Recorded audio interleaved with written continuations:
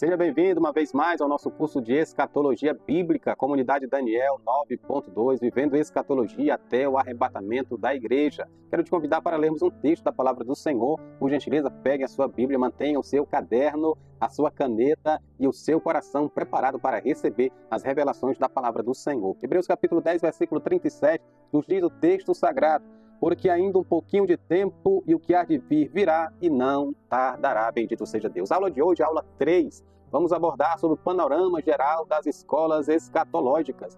A escatologia cristã é um campo vasto e ao longo da história da igreja, diversas escolas de interpretação e suas visões foram desenvolvidas sobre os eventos do fim dos tempos. Esse estudo visa apresentar um panorama geral das principais escolas e visões escatológicas, estabelecendo bases sólidas para compreendermos as próximas lições deste curso. Aqui abordaremos as 4 principais escolas de interpretação da escatologia, bem como as grandes visões do reino milenar. As escolas de interpretação escatológica. Ao longo da história da igreja, estudiosos propuseram diversas formas de interpretar as profecias bíblicas, especialmente as contidas no livro de Daniel, de Ezequiel e Apocalipse. As 4 principais escolas de interpretação escatológica são a preterista, historicista, idealista e futurista. A primeira escola de interpretação escatológica, que é a escola preterista, interpreta a maioria ou quase todas as profecias bíblicas como já cumpridas no passado, especialmente nos eventos do primeiro século. Exemplo, a destruição de Jerusalém no ano 70 depois de Cristo. O evento este profetizado pelo próprio Cristo em Mateus capítulo 24, versículo 2. O Apocalipse é visto como um registro simbólico de eventos já passados, principalmente relacionados ao Império Romano. Mas a comunidade de Daniel não adota esta visão, pois ela nega o cumprimento literal e futuro das profecias escatológicas. A segunda escola escatológica é a escola historicista.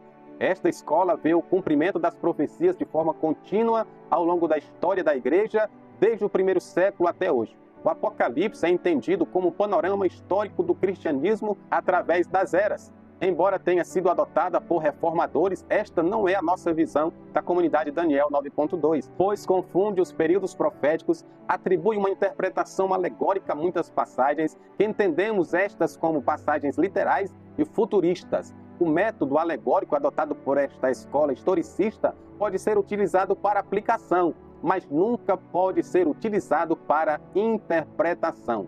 A terceira escola escatológica é a escola idealista ou a escola simbólica. Essa escola enxerga as profecias como representações simbólicas da luta entre o bem e o mal, sem uma aplicação específica a eventos históricos concretos. O Apocalipse não deve descrever eventos reais, mas sim princípios espirituais atemporais, conforme a visão desta escola. O que seria um princípio espiritual atemporal? Bem, precisamos compreender que o termo atemporal significa algo que não está preso ao tempo, que não depende de uma época específica. Exemplos para podermos entender melhor este conceito. Na arte e na moda, uma obra de arte ou uma peça de roupa pode ser chamada de atemporal, quando continua sendo admirada ou usada mesmo depois de décadas. Na filosofia ou teologia, Deus é frequentemente descrito como atemporal, porque não está sujeito ao tempo. Como seres humanos, ele é eterno, sem começo e sem fim. Na literatura, certos ensinamentos como amar ao próximo são considerados atemporais, porque fazem sentido em qualquer cultura ou época. Resumindo, o termo atemporal é aquilo que não está sujeito ao tempo.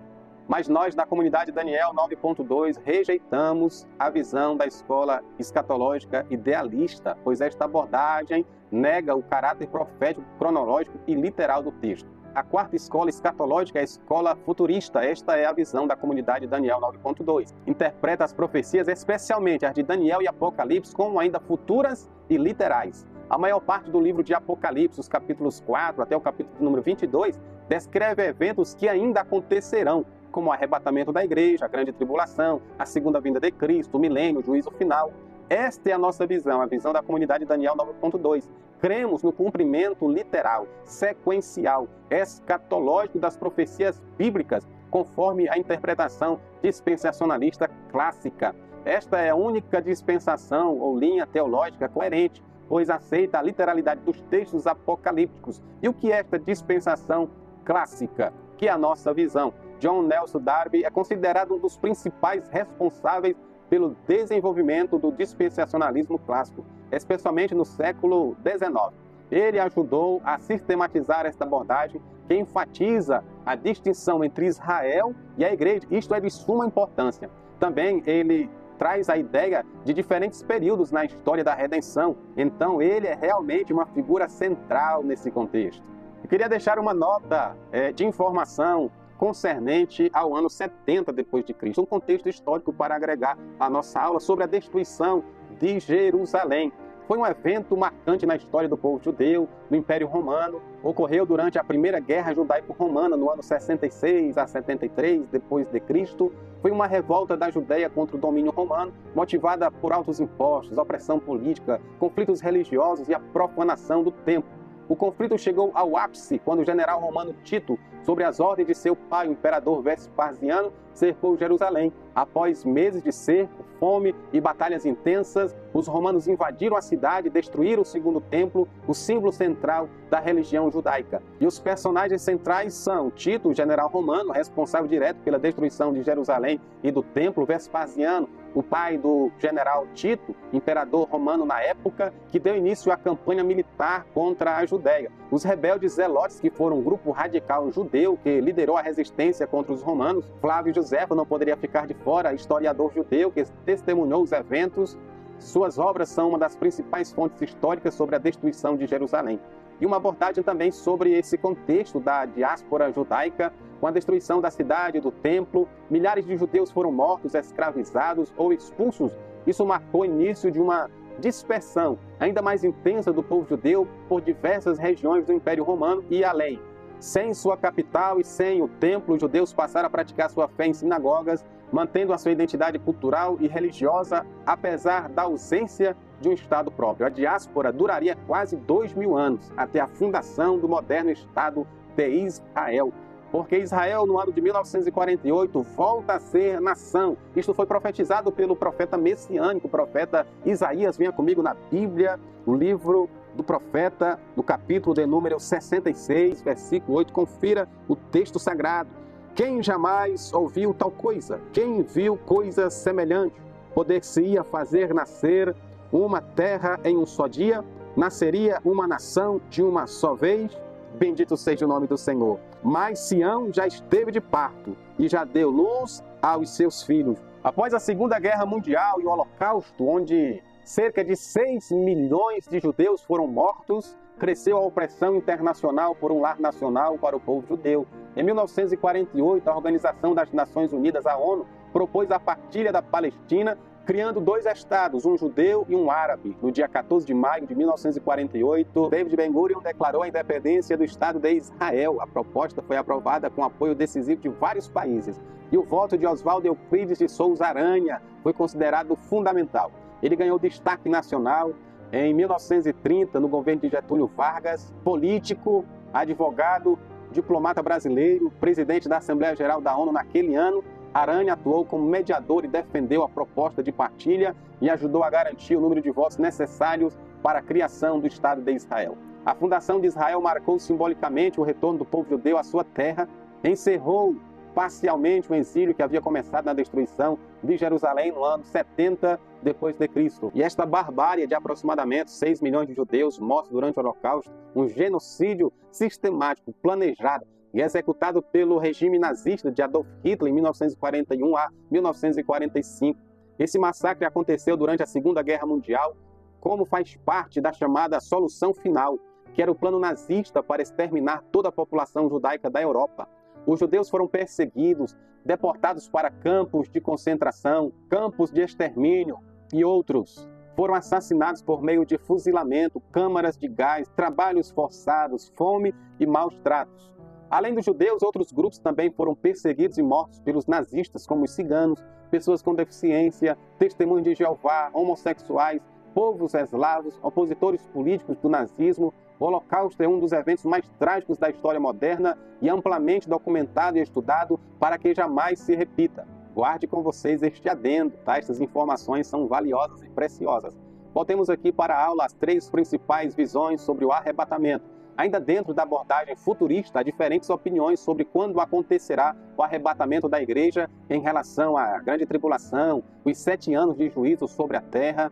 A nossa visão da comunidade de Daniel 9.2 é a visão pré-tribulacionista, que crê que a igreja será arrebatada antes da grande tribulação, com base bíblica, conforme 1 Tessalonicenses capítulo 1, versículo 10, Apocalipse capítulo 3, versículo 10, 1 Tessalonicenses capítulo 5, versículo 9, João capítulo 14, versículo 1 ao 3. Leia na sua Bíblia, acompanhe a palavra do Senhor, isto é importante para o seu crescimento espiritual. O arrebatamento é iminente, assim nós cremos na visão pré-tribulacionista, pode acontecer a qualquer momento. A igreja será poupada do período tribulacional, do período tenebroso, da ira vindoura. Esta é a nossa visão, está harmonizada com o caráter da graça de Deus para a igreja e com a distinção entre Israel e a igreja. Ainda temos a visão mesotribulacionismo ou midi-tribulacionismo. Crê que o arrebatamento ocorrerá no meio da grande tribulação, em volta ali dos 3 anos e meio. A igreja passaria pela primeira metade, a parte menos severa da tribulação, mas nós da comunidade Daniel 9.2 não adotamos esta posição, apesar de considerá-la menos incoerente que o pós-tribulacionismo. Todavia, vemos a tribulação como um juízo exclusivo para Israel e as nações, e não para a igreja, conforme Apocalipse 3.10, 1 Tessalonicenses 5.9. Também, quando se refere o texto de Daniel acerca das 70 semanas, está bem claro quando o texto diz que estas coisas estão determinadas para o teu povo. Bendito seja o nome do Senhor. Vamos ler aqui Daniel. Abra comigo a sua Bíblia, a palavra de Deus. Daniel, capítulo de número 9, a partir do versículo 24. 70 semanas estão determinadas sobre o teu povo e sobre a tua santa cidade. Não é para a igreja, é para o povo de Daniel.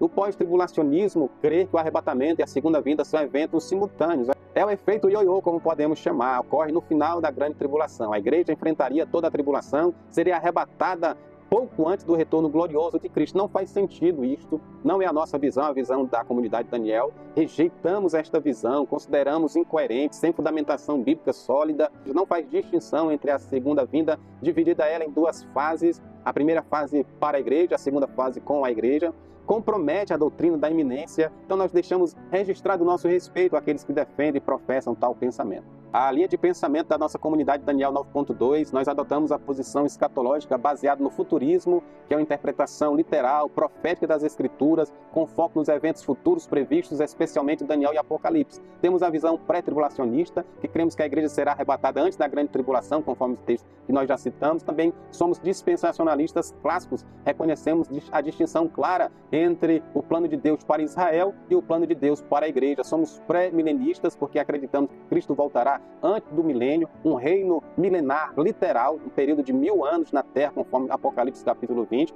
E somos arminianos, da linha de Jacob e Armínio, porque cremos na liberdade humana de aceitar ou rejeitar a salvação, na responsabilidade contínua de permanecer em Cristo. Ou seja, a Bíblia diz que aquele que crer e for batizado será salvo. É uma condicionante, ou seja, Deus nos deu livre arbítrio. Esta visão que oferece uma compreensão clara, literal, cronológica e fiel aos textos bíblicos alimenta uma esperança viva da iminente volta de Cristo para buscar a sua igreja e estabelecer o seu reino. Este é o panorama das visões escatológicas, evidencia como a igreja ao longo da história tem se empenhado em compreender as promessas de Deus acerca do fim dos tempos. Cada escola de interpretação oferece uma perspectiva única, revelando diferentes formas de entender a atuação de Deus na história e na consumação do seu plano redentor.